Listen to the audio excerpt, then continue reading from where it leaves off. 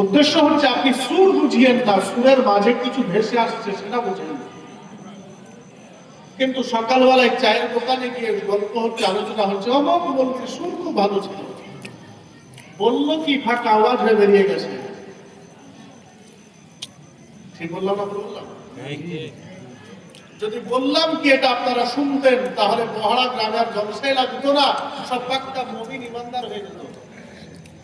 কি গো, আপনাদের মসজিদে ইমাম সাহেব আছেন না নাই? আছেন? উনি বলে লেখাপড়া শিখেননি? লেখাপড়া না শিখলে ইমাম লেখাপড়া শিখেছেন? আপনাদের কাছে এসে মৌলভী সাহেব হয়েছে না? মৌলভী সাহেব ছিল তাই আপনারা নিয়েছেন? ছিল তাই নেওয়া আছে। মৌলভী সাহেব ছিল তাই আপনি ইমাম নিয়েছেন। কিন্তু আপনারা কিন্তু যখন ইমাম হয়ে গেলেন তখন উনি আর কিছু জানেন না, তখন ওনার কথা ভালো লাগে না। আমাদের মতো করে বক্তা আনতে হয়, মনে করেন যে আমরা বেড়াত পড়া। মসজিদের ইমাম সাহেব প্রতি জুমাতে যে কথাগুলো বলেন, এগুলো যদি আমরা মানতাম তাহলে জলসা দরকার হতো। জোরে বলেন হতো? ফেসবুকে ছেড়ে দেবে। না মানবেন, টাকা খরচা করেন, অসুবিধা কি আছে? বড় আফসোস করে বলছি, এত জলসা হচ্ছে, হেদায়েত হচ্ছে, জোরে বলেন। মেলা বানার লাভ হয়েছে, মেলা চলছে, কিছু চুড়ি বিক্রি হবে, ব্রেসলেট বিক্রি হবে, ঘুগনি ঝুড়ি, কে কাকে পাও করে খাওয়াবে, তাও ঠিক নাই। কিছু প্রেমিক প্রেমিকা লাভ হবে, ইউকে টাকাবে, উকে টাকাবে। আপনার আমার লাভ কি? আমার লাভ হবে। স্টেজ থেকে 1,000 টাকা নিব, মাইক ব্যান্ড প্যান্ডেল বানার লাভ হবে, আপনার লাভ কি হবে? তার জন্য বড় দুঃখ করে বলছি, জালসা করে এখন 3টা লোকের লাভ হচ্ছে। এক আমার, এক প্যান্ডেল জালসা বানান, আর এক হচ্ছে চুরি করতে বালা। পরে ঠিক না বলুন? ভাই কষ্ট নিয়েন না, কষ্ট নিয়েন না। মসজিদ হচ্ছে চাকচিক্য, কিন্তু মুমিন তৈরি হচ্ছে না। খালি ইয়াকুতু রব্ব হাযাল বাইতের তফসিরে ঢুকেন, কিচ্ছু ভালো লাগবে না। উলাইকা আলা হুদা মির রাব্বিহিম ওয়া উলাইকা হুমুল মুফলিহুন।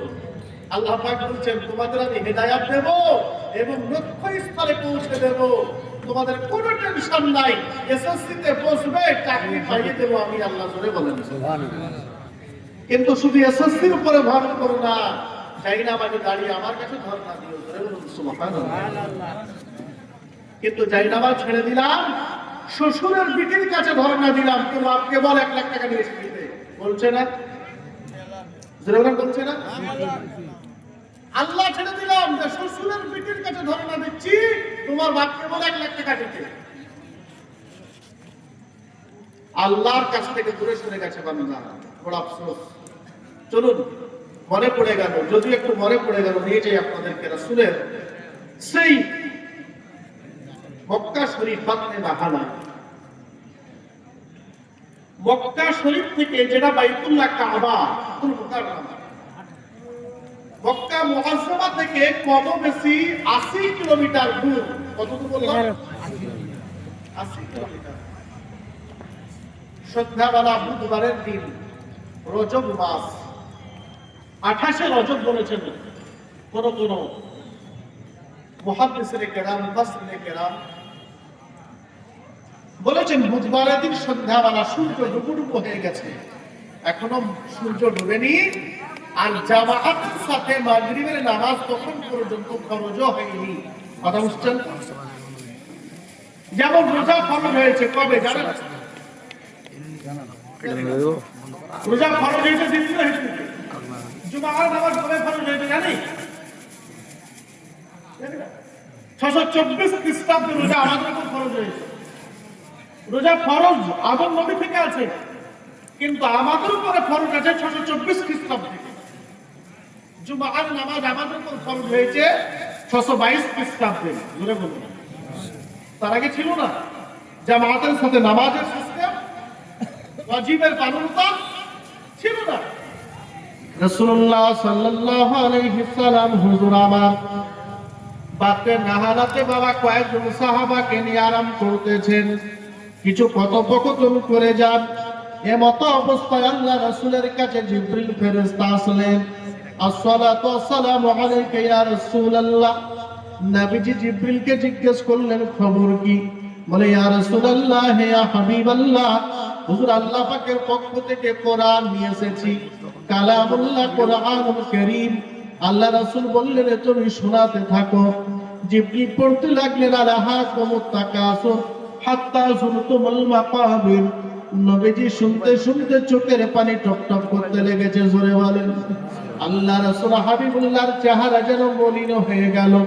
নবীজির চেহারায় যে রওনা উজ্জ্বলতা ছিল, নূরের ঝলক, তা যেন কিছুটা নরমাল হয়ে গেল, মৃয়মান হয়ে গেল। আল্লাহ রাসূল ঠোঁট বন্ধ করলেন, কোনো কথা বলেন না। নবীজির চোখ দিয়ে পানি পড়ে যায়। নবী পাকের দাড়িগুলো ভিজে টপ টপ করে পড়তে থাকে। রাসূলের সাহাবাগণ জিজ্ঞেস করলেন হুজুর একবার বলুন, আপনি এমন করে মুখটা বন্ধ করে নিলেন, কথা বলেন না। ওগো নবী, আপনার চোখের পানি কেন বন্ধ হয় না, বুঝে আসে না। আল্লাহ রাসূল কোনো কথা না বলে সাহাবাদেরকে বললেন উটের উপর চড়ে নাও, আর বাদে নাহালাই থাকবো না, কাবা শরীফের দিকে চলে যাব। নবীজির কথা শুনে সাহাবায়ে কেরাম আপন আপন উটের উপর উঠতে লাগলেন। আল্লাহ রাসূলের পালিত পুত্র হযরত যায়েদ নবীজির উটটা রেডি করলেন। নবীজি উটের উপর উঠলেন। উটের উপর লাগাম ধরে চলতে লাগলেন। পুরো রাত্রি চলে যায়।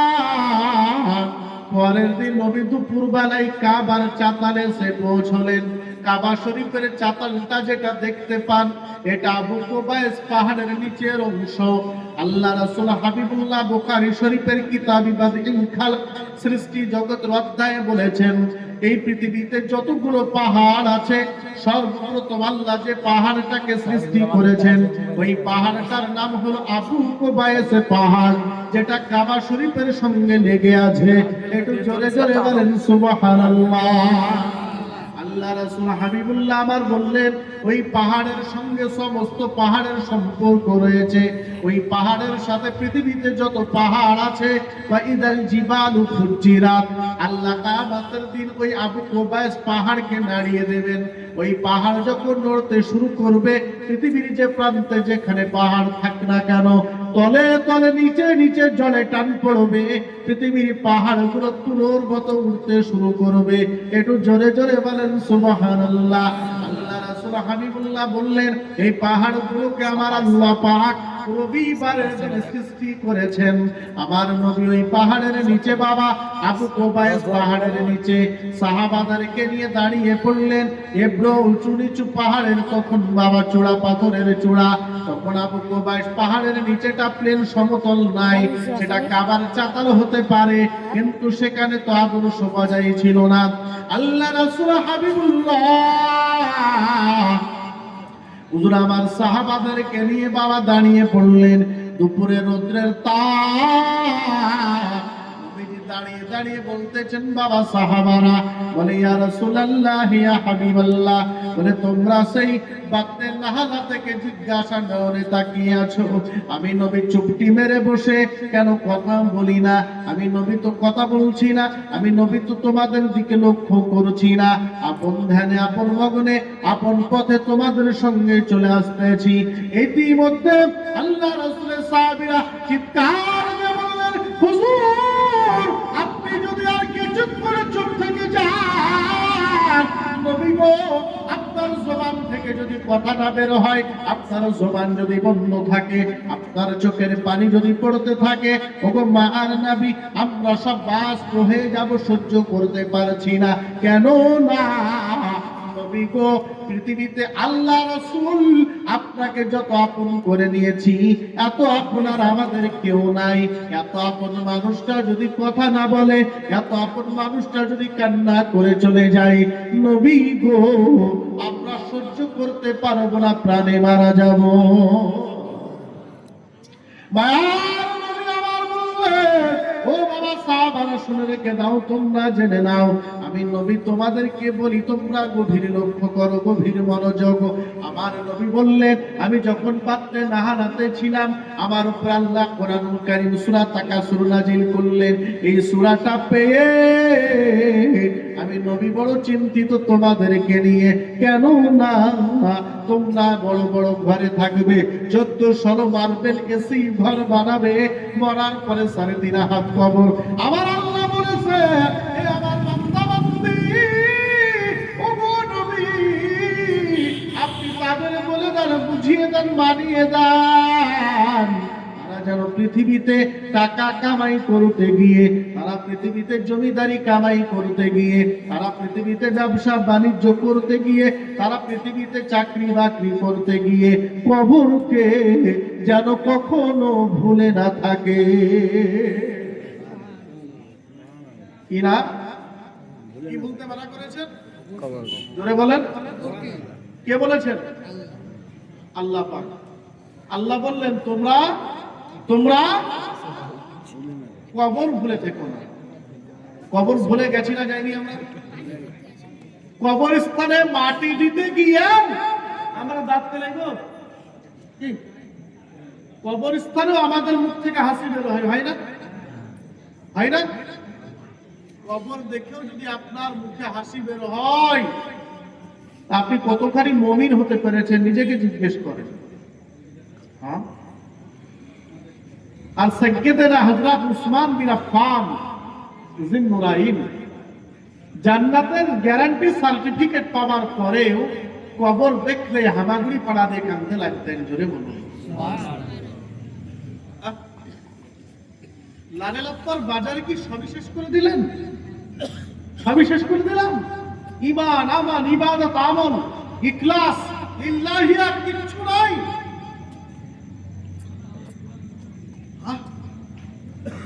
কবরস্থানে গিয়ে হাসাহাসি, মাটি দিতে গিয়ে গল্প, 4 জন এক জায়গাতে বসে কি গল্প দিয়েছে?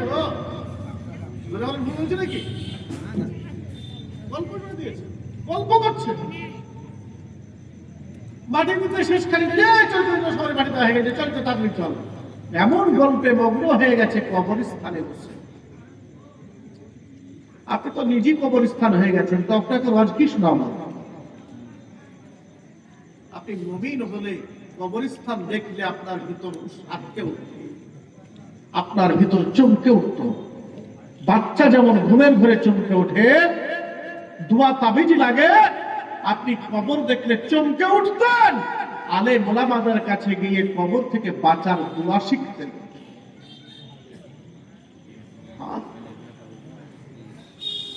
আল্লাহ রাসূল আবার বললেন, সাহাবীরা বলে, হুজুর বলুন। নবীজি বললেন, ও বাবা সাহাবারা, কবরের খবর পাওয়ার পরে আমি নবীর হাসি মুখটা যেন কেমন হয়ে গেছে। কবরের খবর পাওয়ার পরে আমি রাসূলের চেহারা যেন মলিন হয়ে গেছে রে। সাহাবীরা বলে, কেন হুজুর? বলে, আমি নবীকে আল্লাহ বললেন, নবী গো, কবর এত মারাত্মক কঠিন, এত কঠিন জায়গার কোথাও আমার উম্মতের হবে না। কিয়ামতের মাঠে তোমার বিচার হবে। তুমি যদি জাহান্নামে ফয়সালা পেয়ে যাও,